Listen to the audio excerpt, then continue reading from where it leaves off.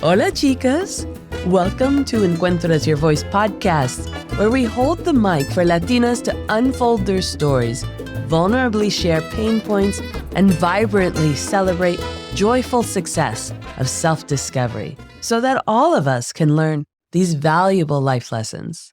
We are Latinas defining the modern cultura. I'm your host, Consuelo Crosby, coming to you every Wednesday at 5 p.m. Pacific time. I'm so grateful to have you here on this almost spring Wednesday, coming to you from San Francisco, California, where we are sending out the love calls to our Latinas around the world and welcoming you here today. This is a little different. If you noticed, we took out our intro. Seems like we're all a little busy and want to get right to it. I get it. I wish we would just slow down our lives. I would totally have you all here, have the ceviche made, and sangria pouring if we were doing this in person. So just hold that thought, because it's going to happen. I hope you're starting to plan your epic outdoor adventures and get your amigas all lined up for some fun in the sun, so that when you come back inside for some chill time, you are ready to tune into some movies, especially the movies from dynamic duo we have as guests today. These two have made it their mission to create films based on the stories of our Comunidad, stories of life experiences and pain points that become more universal to the human condition, the more they get uniquely personal. Think about that for a hot minute. We are so honored and excited to have these award-winning filmmakers share their personal stories of navigating two cultures, feeling solitos in their college experiences, almost ashamed at never seeing themselves represented in the television shows and movies they watched, yet glorifying their aha moment when they realized their dream was not for themselves alone, but for the greater good of the Comunidad, fueled by their mama's lessons of resiliency and grace. Director Miguel Angel Caballero and actor Luis Antonio Aldana are an award-winning filmmaking and screenwriting team whose inspiration for storytelling came at a very young age. Though Miguel's English was limited, he enjoyed making up storylines in real time as he interpreted reruns of Little House on the Prairie for his abuela. Isn't that so darling? I wish we knew little Miguel. Meanwhile, Luis's imagination was ignited by the photography books and novels he'd sneak peeks at in the fancy homes he'd help his mom clean. Much later, their paths crossed at UCLA, at the School of Theater, Film, and Television, and they found that they shared backgrounds as working-class, queer Mexican immigrants. This common ground allowed them to tap into a deep creative well as collaborators that continues today. Their latest Oscar-qualified sci-fi short, The Ballad of Tita and the Machines, executive produced by Lena Waithe, premiered at the Tribeca Festival in 2023, screened at the Toronto International Film Festival of Rising Voices, and won the Audience Award at Outfest. And as you will hear later in the episode, there's big news coming for this Ballad of Tita and the Machines short.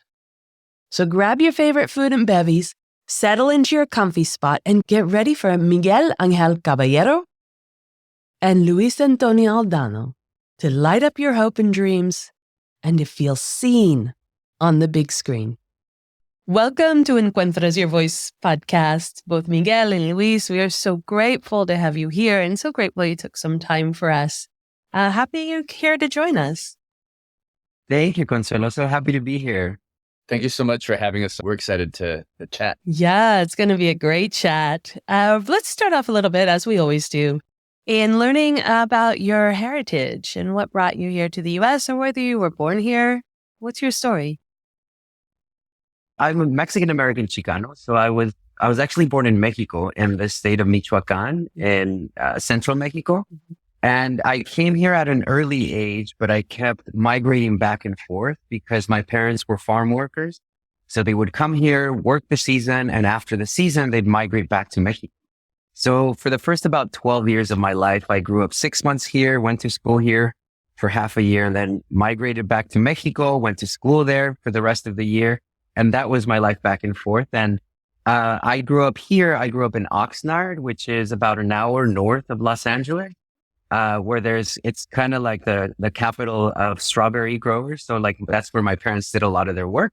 And then I moved to Los Angeles to go to UCLA to the School of Theater, Film, and TV. And that's how I ended up here. And then for me, similarly, I was also born in Mexico, outside of Mexico City, in the state of Mexico, in this little town called Tulpetla. My family migrated when I was 5 or 6 years old. We ended up in Southeast Los Angeles. I grew up in Huntington Park. Elementary, junior high, high school there, and then ended up at UCLA. Then after that, I did a stint at the London Academy of Music and Dramatic Arts, came back, and sort of have been working here ever since. So, oh gosh, that's my history. Beautiful. Yeah, no, beautiful stories. So before we get to going further, because I understand you both met at UCLA, just a quick little snippet. What was it like growing up at that time for you? Did you carry a lot of the cultural heritage? Obviously, if you're Miguel going back and forth, it gets a little difficult splitting, which culture are you living in any given moment? Yeah, I think for me and for us, Luis and I share many commonalities, and that's why we, came together to be a filmmaking team. But for me, just in general, growing up, even before UCLA, I think there was a sense of living on both sides of the border and kind of how to handle that and, in our upbringings. And I just remember growing up, like in my early childhood years, I do remember the lack of our representation of our people in film and TV and not seeing my culture in film and TV. And I remember at an early age kind of thinking that our culture was inferior because it was not talked about. You talk about this white culture and this is how things should be. And it's a sense that kind of you get because you're not seeing yourself on the big screen. You're not seeing yourself on TV. So that's something that I kind of carried onto UCLA. Eventually, in my late teens, I learned to really embrace my culture and see like that it is very beautiful. And the only thing is that it's lacking in the media, and we need to infuse it and make stories about ourselves to appreciate our culture, who we are. And at UCLA, it was actually very isolating for me because a lot of the folks, first of all, I was the only brown person in my whole junior class, the only Latino in my whole junior class. So it was really difficult for me to connect, not only because I was, Latino and they were not. That had something to do with this, but also because of the economic inequalities. Like most of the people there were very wealthy and they had their parents pay for there and they didn't really have to worry about buying textbooks and how to get there. So it was really hard for me to sort of like really integrate myself, but there was a core of a handful of individuals that were just like really wonderful that I still kind of am in touch in social media, but it was really hard to integrate into the theater culture, specifically theater at UCLA. Oh, yeah, I get that. How about you, Luis? Wow. Yeah, I get that for UCLA especially. Yeah, I grew up at Huntington Park. They used to call Huntington Park the northernmost point of Mexico, right? I grew up in a school that was like 98% Latino, Awesome. And so for me, from going to Huntington Park to UCLA, there was a bit of a culture shock coming from a place where everywhere that I looked, I just sort of saw reflections of myself, right? And so then stepping into a sort of another environment, another community where I no longer saw myself. I had to literally search myself out in the student body, right? And when we grew up, seeing our stories or the lack thereof, Yep. not seeing our lived experiences represented, and I think that really at a subconscious level had a huge impact on what Miguel and I are doing now. We knew many years back, when we first started working, that we were going to do this. We started off doing it in theater, and we pivoted, and then we're now doing it in film and in TV, hopefully. But for us, the mission has been very clear.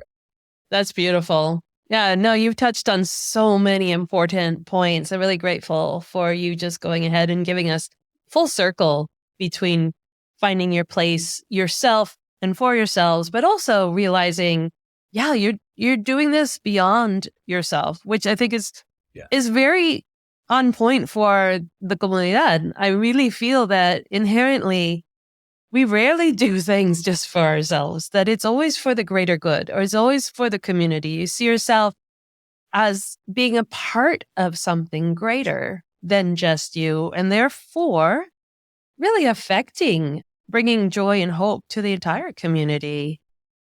Did you think you had that greater picture in your mind the whole time?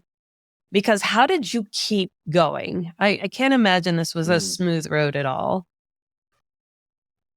Yeah, I think, it's very interesting because I had a completely different journey of getting there in my head, because I was comparing sort of the lives of very successful actors. And I started acting. That's my background. I'm no longer an actor. I exclusively direct, write, and produce. But I started off even in my teenage years doing theater in high school. So I really was gravitated to entertainment. And, I thought like, this is going to be my road to really make the movies that I really want to make. I will become a star.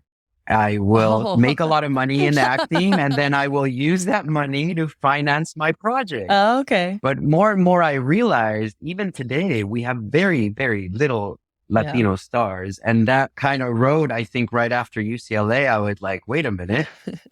The roles that I'm going out for are usually co-stars, very little series regulars. How am I going to do this? So you kind of learn to kind of pivot. I could have either been like really angry at the industry for like not writing roles for me, and this is like that, and kind of going down a downward spiral and being like very miserable with everyone around me. But like we decided to take agency, and we're like, okay, so I'm going to write and I'm going to put myself in the director chair, and then we're going to create movies. We're going to produce, we're going to fundraise, we're going to find family. We're going to do a social fundraise like on these platforms. And we decided to do stuff on our own, and just every project kept growing and every project keeps growing. And we hope that it continues in that direction. So we really took agency, and instead of really complaining about the lack of, we wanted to be change and create what was lacking. And that was kind of the journey that propelled us. So for me, it was a very defined pivot into like, now I'm going to dedicate myself to writing and directing and producing these projects that I want to see. And that's kind of where it led me to where we are today with our company called Aldana Alchemy. You did have a completely different path in some regard, because you were all glam, you were all the star, and you still are. So we love you for that. But yeah, hard pivot. I love how you're putting that out there right now to the audience, because I do see it doesn't matter whether you're the creative, whether you're in the STEM fields, whether you're in the professional field, consultings, it doesn't matter. We tend to hit that point of just being angry at the system and feeling like we have no control over it, which is exactly how they want you to feel. It's exactly why they're not making it easy for you. And also I'll add this to that, it's a really, I'm not saying it's not a harsh industry. It's an industry that there's a lot of rejection that comes with it. And the only thing that could keep you going, like, can't just be goals of like, I want to do a film. And Luis and I have these conversations all the time. Under those goals, you need a mission as to why. And I think that's what has kept Luis and I going. We have a mission of why we want to tell these certain stories and share these stories with the community and with a broader audience. Luis is an actor still. And as you know, he's been in a lot of my films, not because we're partners, but because of his talent. That is not, there's not enough roles that recognize his talent. So I love to work with him because he's a talented actor. So like he knows still, and I knew too, that the industry can chew you up and spit you out. It rejects you. It is harsh. It judges you.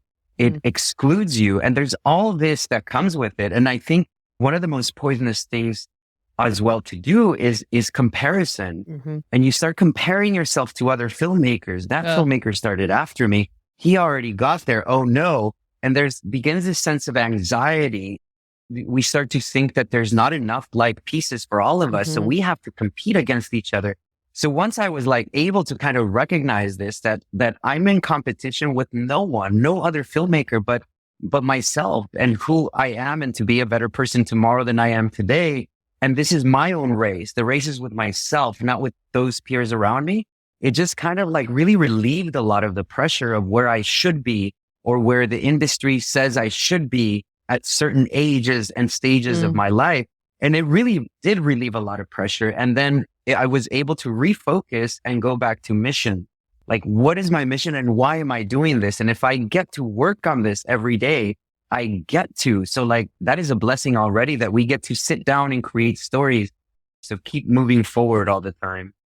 Yeah. And I would just add, always inspired by you, Miguel, of course, but reminded right now, Guillermo del Toro, right? I recently read something where he said, as a filmmaker, the struggle is continuous because the natural state of a film is that it shouldn't be made.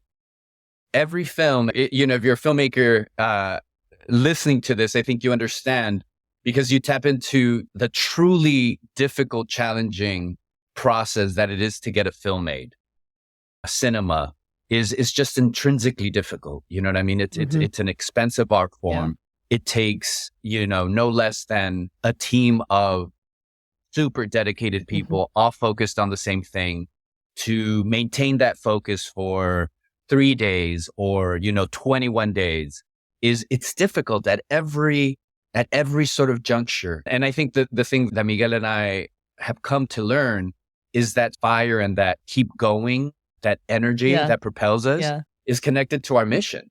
It's not about he and I becoming famous. It's not about, having a huge house and, having all the sort of the things that come with this notion of success, right?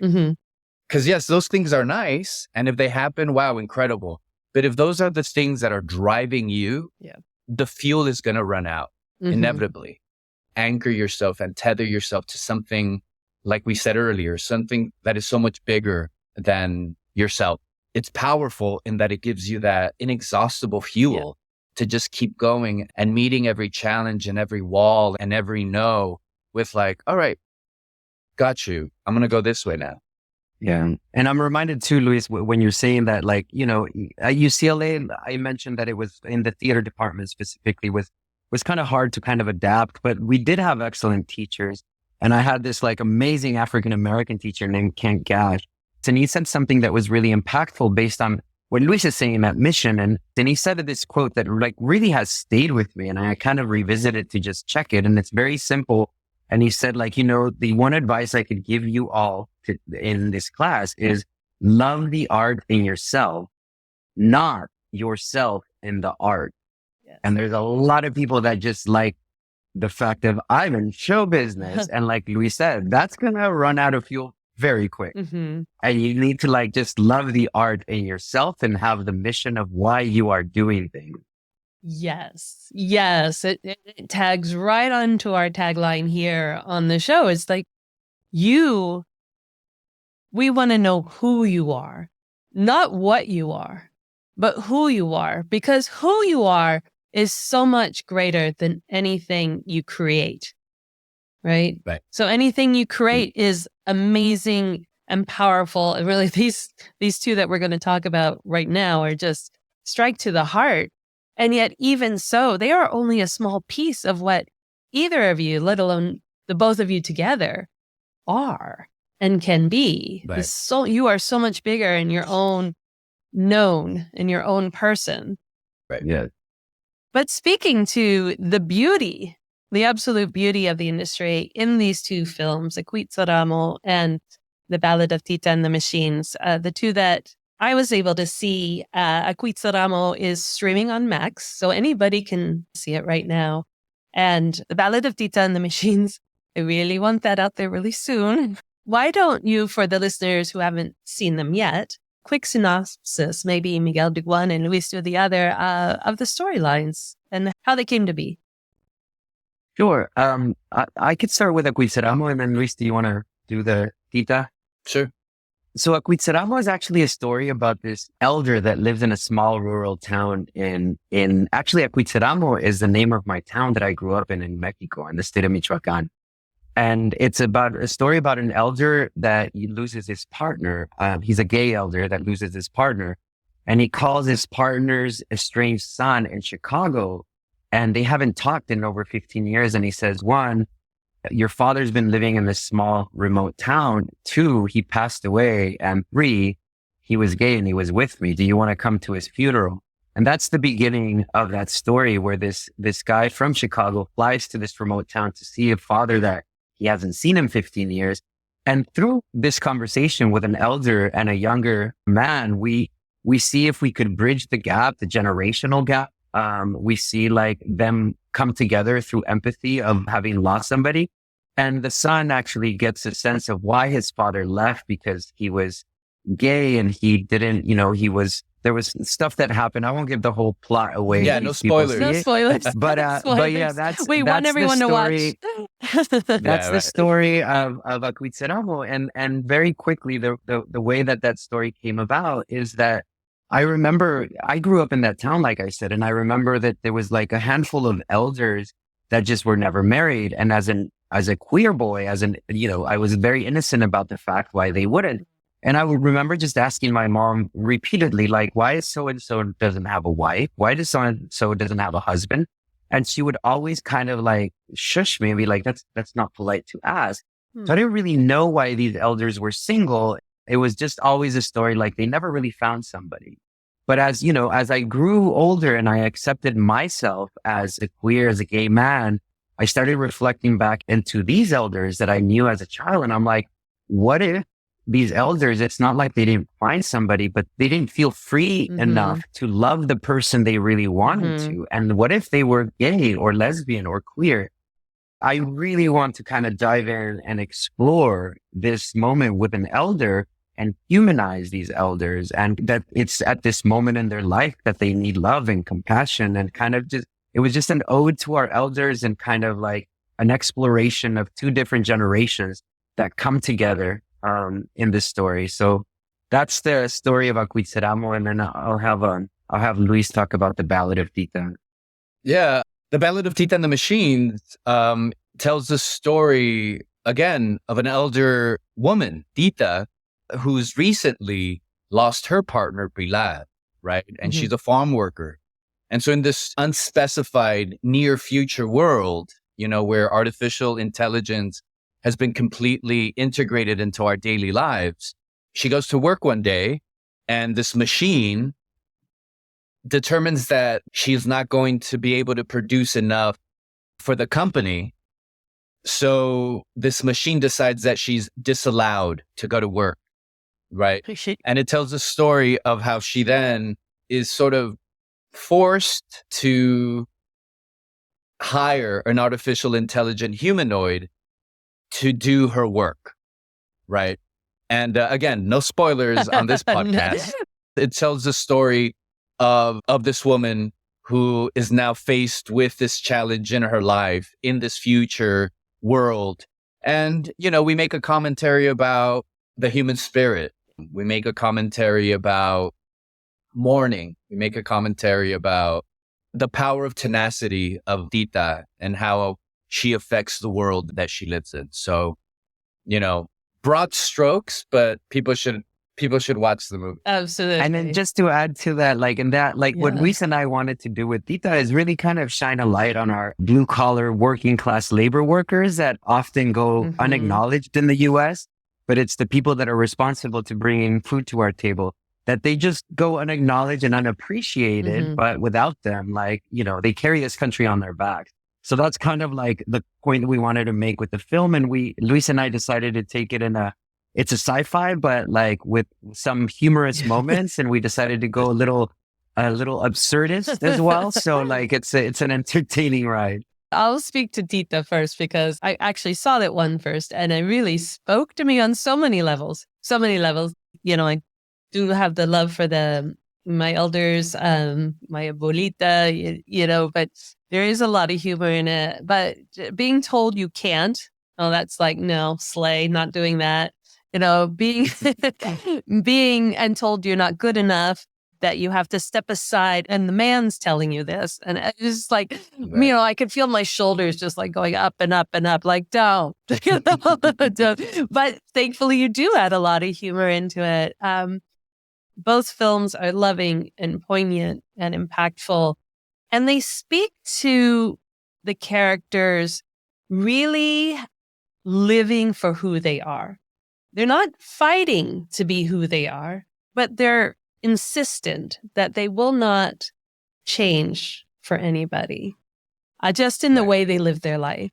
You think this is your storytelling through the Latina lens, or is this more inherent to who you both are? Let me take this real quick, Miguel, just because I think we'd be remiss if we didn't sort of get to the heart of it. I think Miguel and I talk about this all the time, so I'm sure he'll agree. Miguel and I were raised in matriarchal families. Okay. Our mothers were, they were queen to us, and I think to both our families, and I think that has a huge, huge, huge impact on the way that Miguel and I tell stories. You know what I mean? Both our mothers have passed. Actually, Miguel's mom's name was Consuelo. So I keep on seeing your name there. And you didn't tell me? Oh, okay. Queen. Yeah. So, Definite queen. I think that lived experience, that reality for both of us, inevitably and brilliantly and subconsciously really do affect the way that we tell story, the type of stories we're going to tell. And I think specifically also the type of female characters that Miguel and I write. And I'm grateful for that. I'm grateful for having had a beautiful mother who cleaned homes in the west side of LA, you know what I mean? That taught me grace, that taught me hard work, that taught me tenacity. All these things now that, maybe when I was a snot-nosed kid, I was annoyed at. Yeah.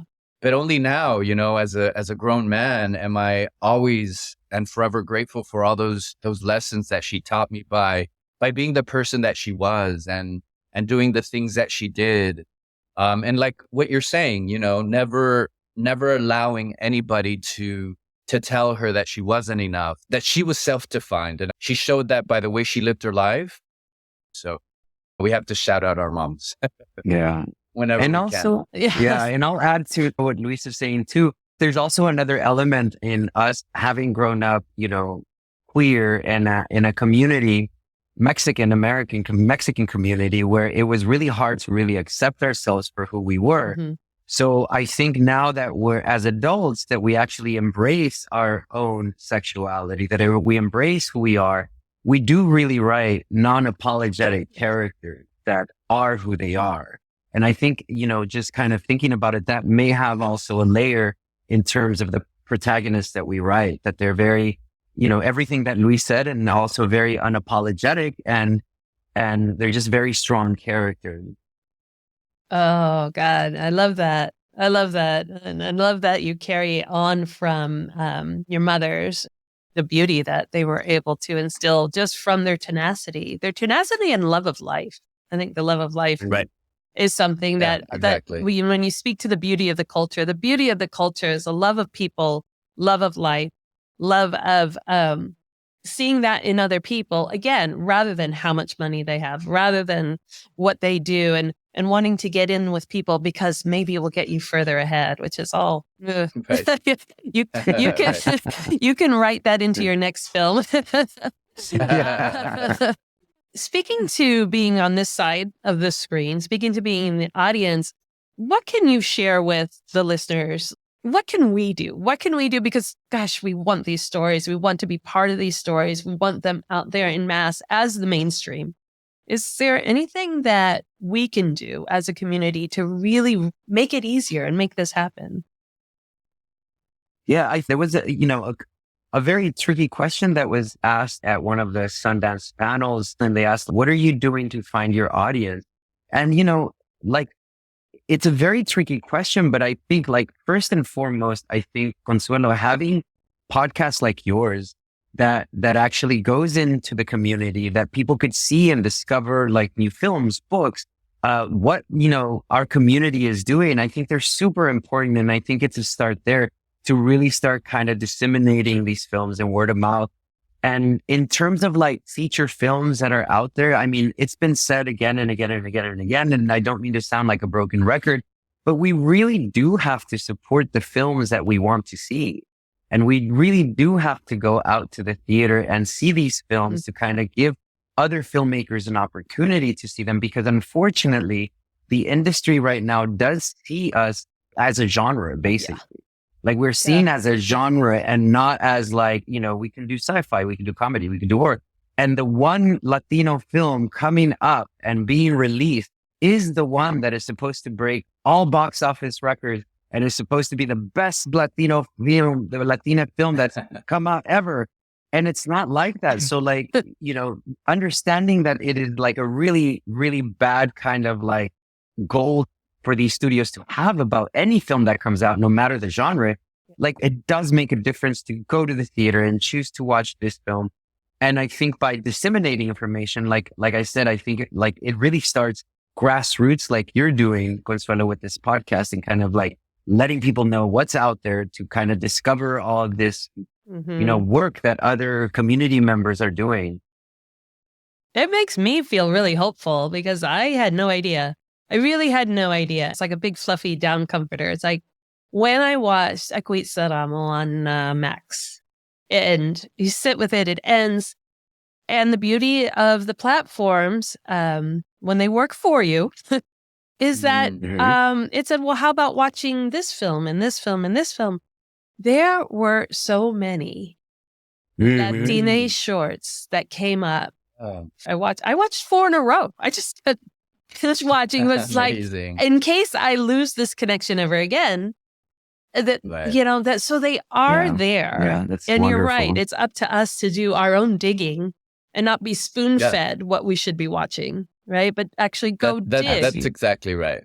You think? That's exactly right. So I'll just piggyback off what you're saying, just echo that it really is up to us to not wait for the next Marvel movie or the next, tentpole Hollywood movie, that there's stories out there, indie cinema, independent. There's some beautiful, beautiful, worthwhile stories out there that we have to go out and find, so sort of making that switch, that not just wait for any of the trailers that you're fed, like you're saying, but really go outside of that. And, the internet can be a wonderful thing, a scary thing sometimes, but a wonderful thing also in terms of a research tool. So yeah, definitely.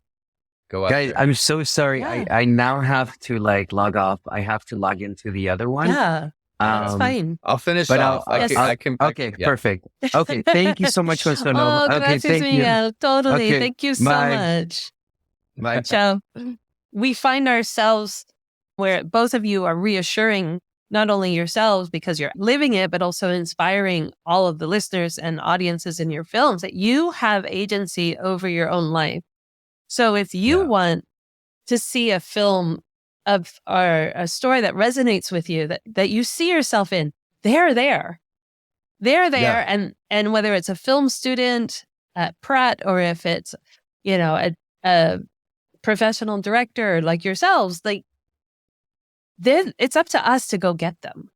They're put absolutely. put there. And we have to do a better job about that. Yeah, absolutely. Like be active, an active audience. And I'll add a little bit to what you're just saying right now, because this is another thing that has been a guiding light for me. I'm a huge fan of Toni Morrison. Oh, for sure. Well, unfortunately, Mhm. she, but one of the things that she said early on for me in an interview, she said, if you don't see a story that you want to see, then you have the responsibility to write that story. Right. And I think that for us, for Miguel and I, that has been something that we've taken to heart. Mhm. You have to take that action to then affect these things that are making you angry and are making you complain. Right. Mhm. And I think for Miguel and I, it is just sort of sharpening that writing knife. You know what I mean? That mental writing tool that only gets sharpened the more you do it, Mhm. and I think it's so important as creators, as artists, that we hold the solution to that problem. Mhm. The lack of representation, the lack of seeing our lived experiences on screen or Mhm. on TV. We have to sit down and write that and make them the best possible, because the proof is in the pudding. You need to know how to do that. You need to know what story structure is. You need to understand there is a specific way to write screenplays, to write pilots, to write TV. And you have to learn that, Oh. and I think the more you do it, the easier it'll become to do that. It's up to us as well to write those stories that we want to see. Yeah. No, that's so true. It's so true. You're right. If our voices are put together, if they come together and we have this roar of our Right. presence, and that is the mainstream, the beauty of your screenplays, this is the human condition. I love stories that are just speaking to the human condition, Mhm. and that it's 100% representation, because you're taking a slice out of the culture, a slice out of Right. living. This is just what living is like. So there's no contrived personality in it that fits the Latino Right. in. Like, oh, let's. No. And also, I subscribe to the idea that the more specific a story is, Mhm. the more universal it can be, and when we set out to make Aquitseramo, he wrote and directed it, I acted it, and I Mhm. produced it. Right. But when we set out to make the movie, I remember having a conversation with him, and we were sort of like, okay, so this is going to be in Spanish. It's not going to have sort of the broad appeal that we would have if we've decided to make it in English. And sort of we went through this checklist of bad things that were going to happen with this movie. We're not going to have as big an audience. It's going to be relegated to, some place where hopefully some people will see it. Right. But we knew that we needed to tell the story, and we knew that it needed to happen in Spanish. Mhm. Or 95% of it is in Yeah. Spanish. That American but, guy shows up just slanging English. Right, exactly. Yeah, exactly. But we couldn't have been more wrong. It ended up playing in 65 film festivals. It ended up winning, 25 awards, and Max put it on its streaming service. And so we were wrong, but that was a huge, huge, huge lesson for us, because we had this preconceived notion that a movie in Spanish about an old queer man was just going to be not interesting.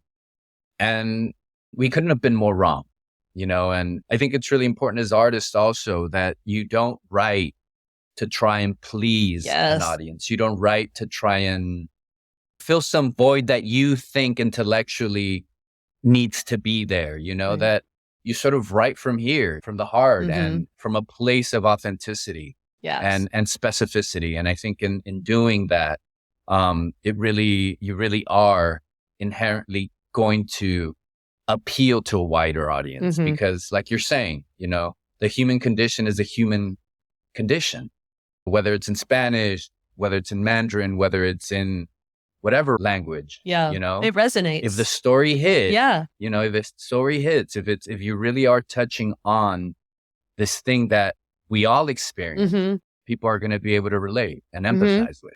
Absolutely. Absolutely. Because it's every little component. It's going to strike to your heart. It's going to hit your soul. It's Yeah. going to Yeah. it's going to bring up something in you that you didn't even know was buried or like that you were Right. operating under.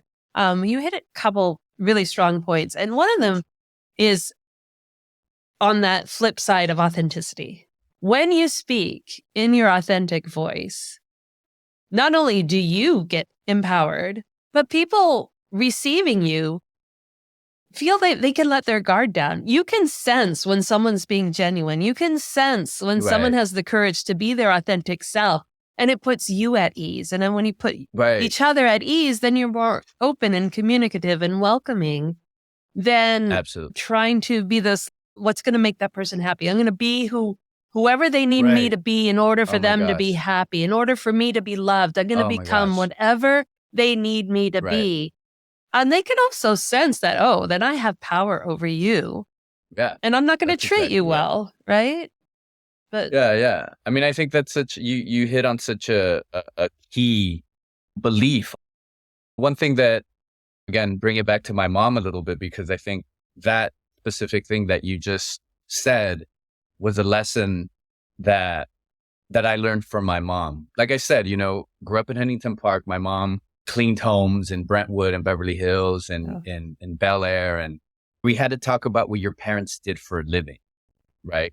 And I remember that there was a sense of shame when it was going to be my turn to speak about what my mom did for a living. Mhm. You know what I mean? Mhm. And my mom and I had incredible communication. Like we would just talk all the time. And I was like, well, Mom, I don't know that I want to say that you clean houses.